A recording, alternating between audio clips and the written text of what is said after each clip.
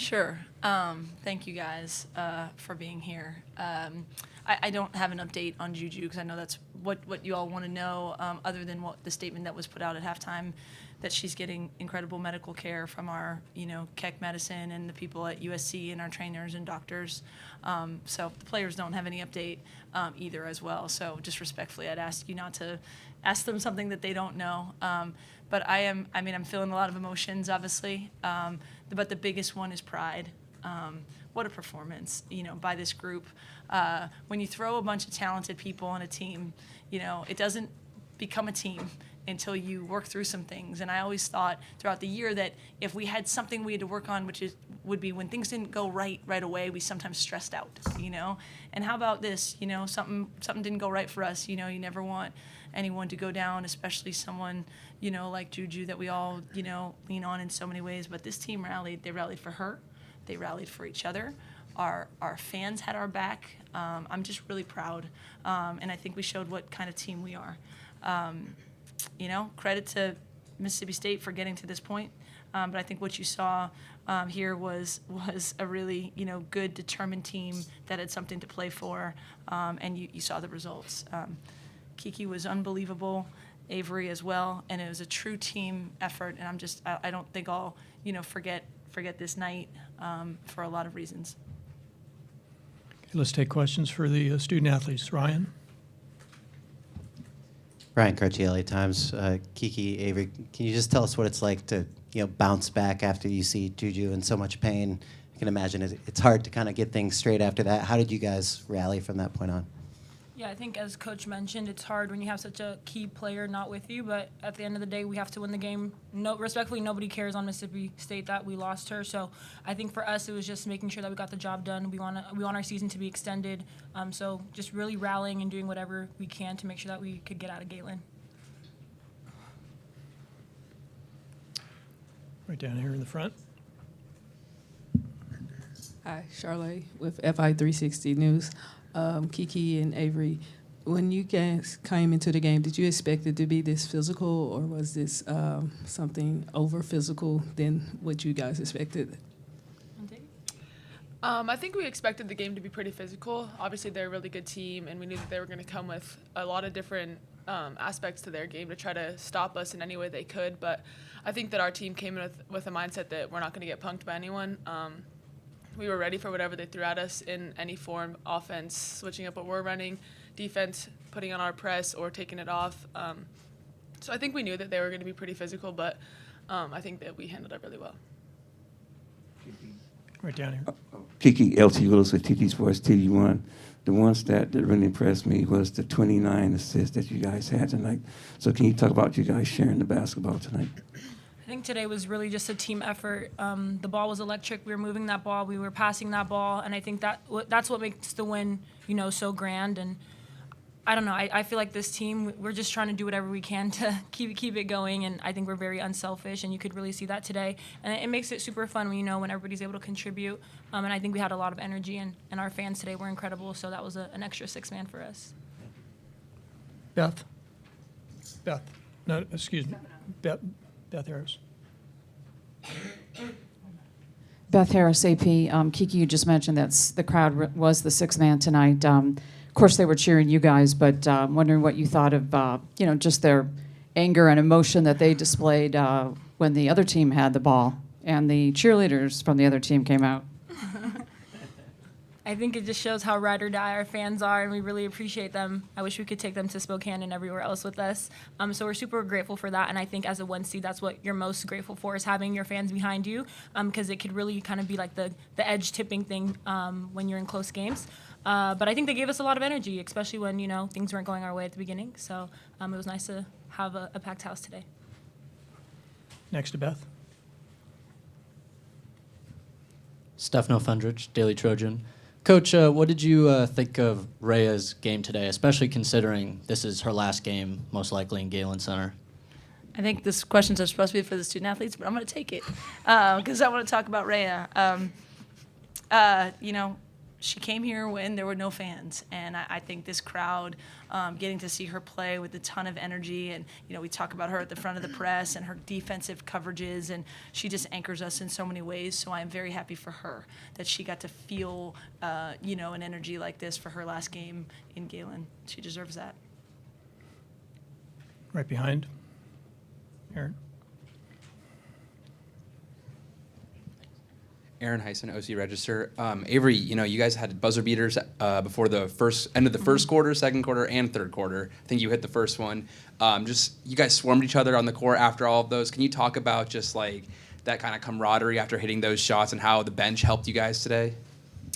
Yeah, I think that everyone on our team plays a huge role, our bench especially. We always have a lot of bench energy, which affects our energy on the floor. And then I think just the way we shared the ball tonight was amazing, and I think that it just helped fuel everyone and give energy into everyone's games. We hit more shots that way. You feel like your teammates have you.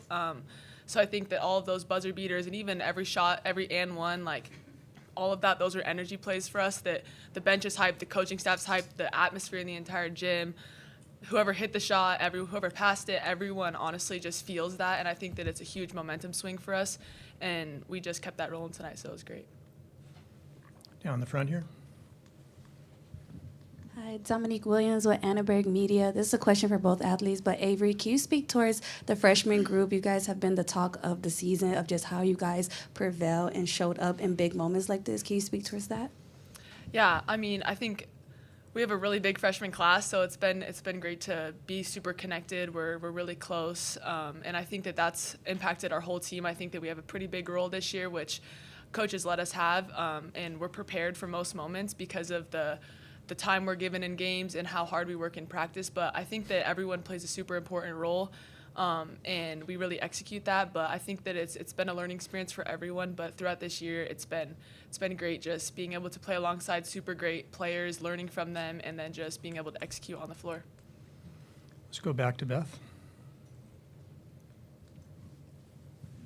Beth Harris, AP. Kiki, everyone knows there's more than just one person on this team, but do you feel like maybe tonight was kind of a defining moment for you guys, that you were able to, suffer that loss early and then maybe showed people that all of us can play together and really, build some momentum off this tonight? I wouldn't say this is our defining moment. I think we've had multiple moments this season of just like team basketball. I think, if anything, the end of the season, the postseason, we've really been clicking, and it's at the perfect time. I would rather it be this way than any other way. So I think for us, it was just rallying. I think we just wanted it. We wanted it really badly. We didn't want our season to end. And as Avery mentioned, we work super hard in practice. We trust in what our coaches have for us. So I wouldn't say it's a defining moment. I think this is what we expect of ourselves. We expect to win in this tournament, regardless of if it's going our way. We have people, we don't have people. That's the standard here. Like, we expect to win. So I think for us, it's just keeping that thing the main thing. Okay, we'll do one final question over here with Amanda for the student athletes.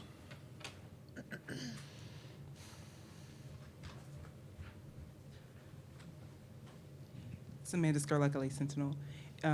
If you could talk to me about Kaylee Hickle and her energy during this game. I mean, just tell me about her as a player and how helpful she's been to you all this season. So Heckle's my roommate, so I spend a lot of time with her. She's great, and it's crazy because off the court, she's kind of quiet, but when she plays, she's not quiet at all. You will know her name. You will know who she is when she's playing. And I think she's just like the energizer, the spark that we need. Most of the times you'll see when she comes in, the game shifts for us. She's someone that's able to get us on runs. She's great defensively. She can get to the basket, call her own number. And she's just fearless. So as we've been saying, the freshmen this year are really not freshmen, and I think she embodies that as well, as does Avery and Kennedy. But she's someone who just kind of goes out there, and she's just happy playing basketball. But I think for us, she's the spark that we need in crucial moments. Okay, thank you both for coming in. Awesome. Thank you. Good luck.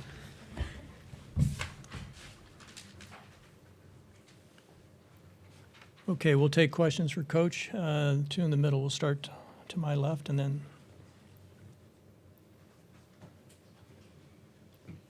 Hey, Coach. I just wanted to ask one more follow-up. Name and affiliation, please. Sorry. Ben Verbrugge, News for Us Online. Just had one more follow-up on Kaylee. Just how much do you encourage her to be aggressive on both ends of the floor? Because it seems like when she does play really aggressive, it always it plays to your guys' advantage.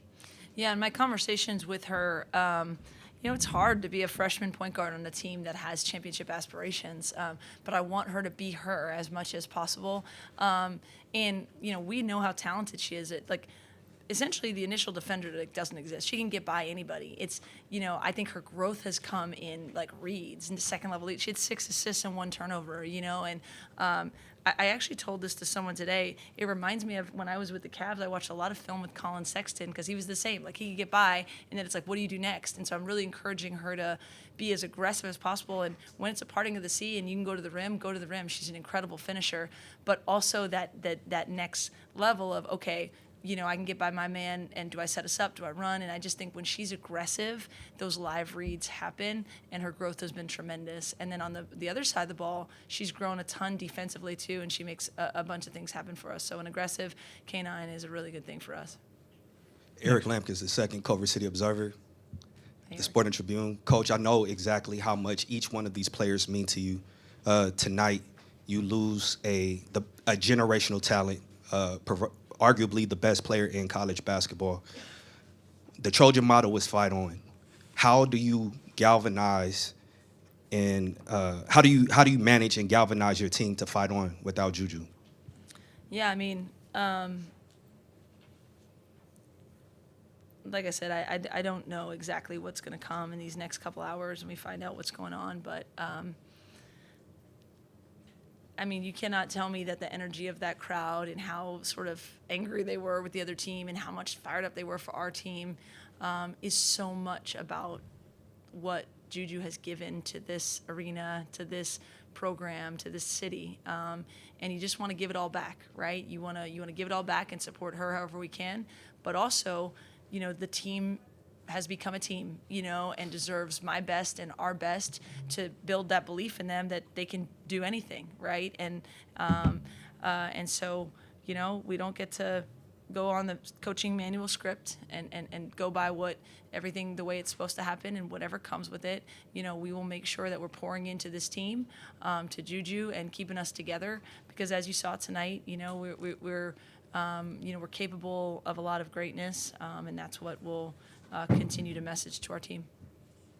Let's go to Ryan over here. Ryan Carci, LA Times. Lindsay, you mentioned just how well the team rallied after that moment. What do you tell them when you gather the team after JuJu goes down? I just try to look people in the eye and say, we can do this. We've got this. We need everybody. Stay focused and locked in on the task at hand. But they're competitors, and that's what they are naturally want to do. Have someone's back. I think they had her back. I think they had each other's back. I think stuck together and had like I said, the fans felt really a part of that too.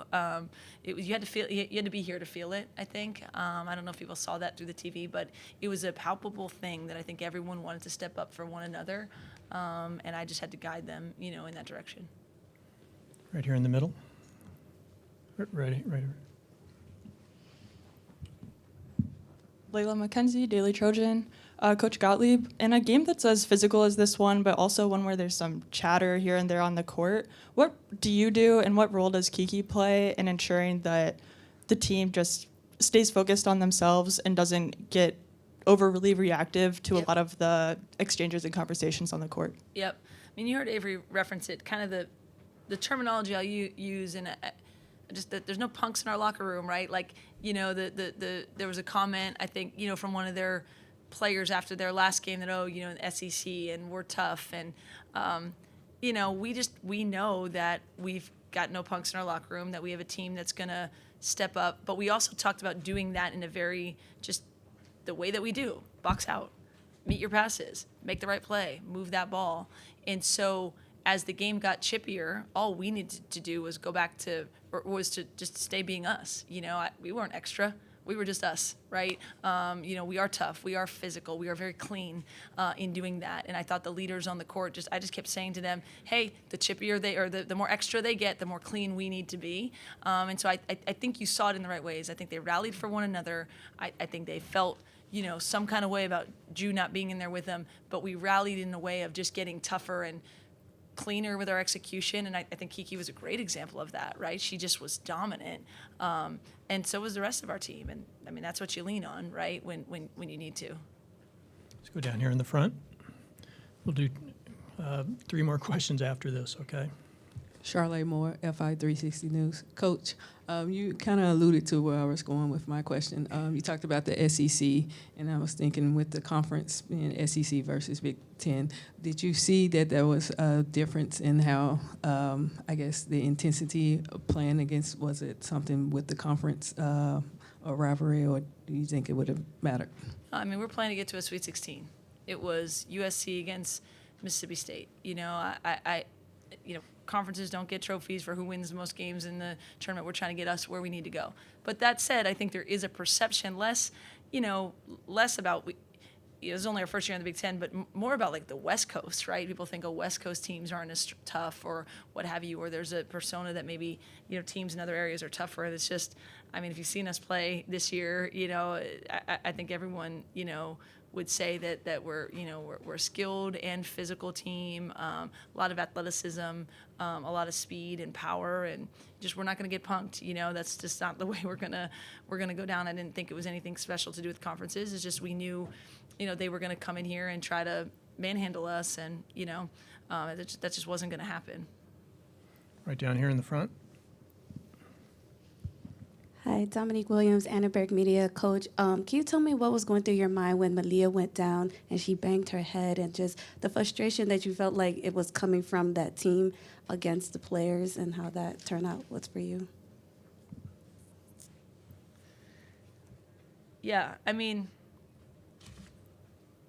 I'd be lying if I told you that I wasn't rattled, seeing JuJu on the floor and crying. I mean, this is a human game. And so, tried obviously my best to be what I need to be for the team, but, internally it's a lot. So then Malia goes down also, and she was pretty quick to say, I'm fine. But just in general, you always want to be supportive of your players. Just, continue to remind the officials that, it's okay if there's 50 fouls happening, then you call 50 fouls. If there's not, then there's not. But just reminding them to keep the game at a level that, is the way we want to play it. But, this is a human proposition that we're in, and seeing one player go down the way that JuJu did was, emotional for me. So then seeing Malia going down also, I was just relieved to hear her say I'm good. Coach Connor Morissette, 24/7 Sports over here. Can you describe your difference in emotions when the injury in the first quarter, but then Rhea hits the 3 and people are chanting her name and people are chanting Kiki's name. The crowd is amazing. Kaylee has that great spin. There were so many great moments tonight despite a really unfortunate one. Can you describe your difference in emotions between that early on and then at the end? Yeah, I mean, just so much pride. And I walked in there and I said, usually you're kind of jumping up and down and spraying water and going to Sweet 16. I said, the thing I want you to really hear me say is how proud I am of all of you. I had a quote before the last game. I was reading a quote before the game, and before the last game it was about,